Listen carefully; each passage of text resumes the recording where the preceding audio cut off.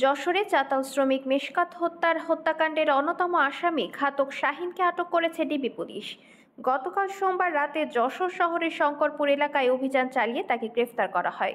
আটক শাহিন সাতক্ষীরা সদর উপজেলার ছাউটাঙ্গা গ্রামের নূর মোহাম্মদের ছেলে।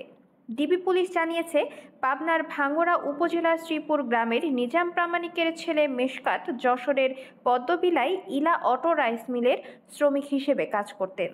গত বৃহস্পতিবার সকালে যশোরের মনিরামপুর উপজেলার জোকা কমলপুর গ্রামে ঈদগাহ সংলগ্ন একটি ধানক্ষেত থেকে তার লাশ উদ্ধার করে পুলিশ। এরপর ডিবি পুলিশ তার পরিচয় শনাক্ত, হত্যার কারণ উদ্ঘাটনে তদন্ত শুরু করে। তদন্তের এক পর্যায়ে সাতক্ষীরা সদর ও আশাশুনিতে অভিযান চালিয়ে আটক করা হয় রিক্তা পারভিন ও নিজাম সর্দারের নামে দুইজনকে। তাদের দেয়া স্বীকারোক্তিতে ঘাতক শাহিনকে শনাক্ত করা হয়। এরপরে তথ্য প্রযুক্তির সহায়তায় গতকাল রোববার রাতে যশোর শহরের শঙ্করপুর এলাকায় অভিযান চালিয়ে তাকে গ্রেফতার করা হয়।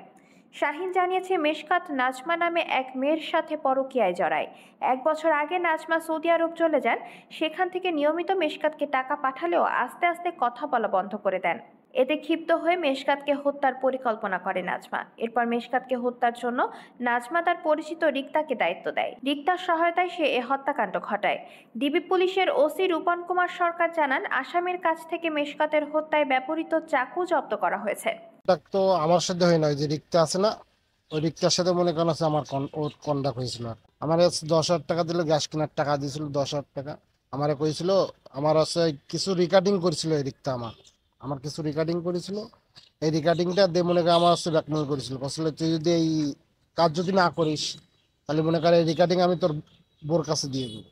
আর তুই তো জানিস তোর বউ কিরকম, ঠিক আছে? এই যদি এই বিষয় নিয়ে মনে করেন আমার দিয়ে মনে করেন এই হত্যাটা করাইছে।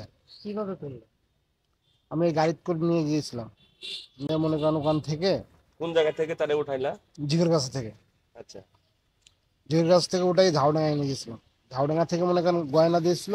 ওর মনে করেন হচ্ছে যে বিদেশি যে নাজমা নামে যে মেয়েটা, ওই তো মনে করেন গয়না দিয়েছিল। ওই গয়না নিয়ে মনে করেন যাওয়ার পথে মনে করেন ওখান থেকে গয়না নিয়ে ওর বাপের কাছে গিয়েছিলাম। বাপের কাছে গিয়ে মনে করেন গয়না দিয়ে আসার পথে মনে করেন হচ্ছে ওর ঘুমের বড়ি খাওয়াইছিলাম কিসের সাথে? পানির সাথে। আচ্ছা, তারপরে খাওয়াই এসে মনে করেন রাজগঞ্জের মধ্যে এসি ওই খুলনা রোড দিয়ে ঢুকে মনে করেন হচ্ছে পাটকেলগাড়া ব্রিজ পার হয়ে এসে বাম হাত দিয়ে যে রাস্তা, বগার মধ্যে যে রাস্তা ঢুকে গেছে, এই রাস্তা দিয়ে এসে মনিরামপুরে এসে ওখানে ফেলাই স্টপ করে মনে করেন আমি চলে গেছিলাম। গাড়ি কয়টা স্টেপ করছিল? 3টা।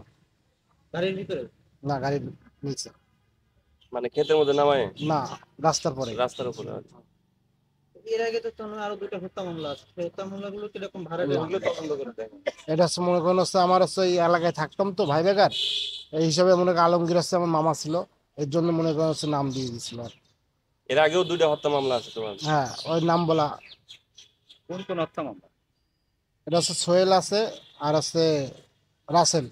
আপনি ইতিমধ্যে অবগত হয়েছেন, গত 2/5/2024 তারিখ মনিরামপুরে মেশকাত হত্যাকাণ্ড সংঘটিত হয়। হত্যাকাণ্ডে ইতিমধ্যে মামলাটি জেলা গোয়েন্দা শাখার এসআই মফিজুল ইসলাম তদন্ত করতেছেন। ইতিপূর্বে হত্যাকাণ্ডের পরিকল্পনাকারী হিসেবে 2 জনকে গ্রেপ্তার করা হয়। একজন বিজ্ঞ আদালতে কার্যবিধি 164 দ্বারা জবানবন্দি প্রদান করে।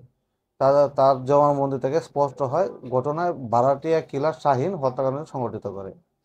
ডিবির চৌকস টিম গতকাল কোতোয়ালি থানা এলাকায় অভিযান পরিচালনা করে ঘটনায় জড়িত মূল হোতা শাহিন হোসেনকে গ্রেপ্তার করতে সক্ষম হয় এবং শাহিনের তথ্য মতে হত্যাকাণ্ডে ব্যবহৃত চাকু এবং ঘুমের ওষুধ উদ্ধার করা হয়। আসামিকে বিজ্ঞ আদালতে প্রেরণ প্রক্রিয়াধীন।